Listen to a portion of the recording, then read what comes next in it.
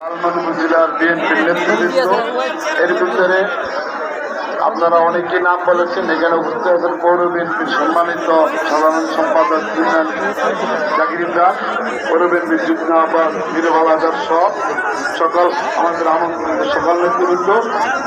তো আমরা প্রথমেই আজকে মায়ে রমজানের এই পবিত্রতম দিনের শেষ মাগফিরাতের শেষ দিনে এবং দোয়া কবুল হওয়ার সময়, যেই সময়টা দোয়া কবুল হয় আমরা সেই সময় মধ্যে আছি।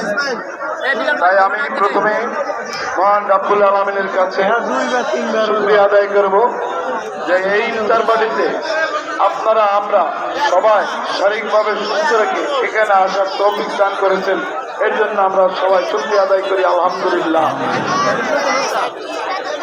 আল্লাহ পাক আজকের এই মাগফিরাতে জুম্মার দিনের উসিলায়, মাহে রমজানের উসিলায় আমাদেরকে ইফতারের সামনে রেখে আমাদের জিন্দেগির সমস্ত গুনাহ খাতাগুলিকে আল্লাহ পাক মাফ করে দাও।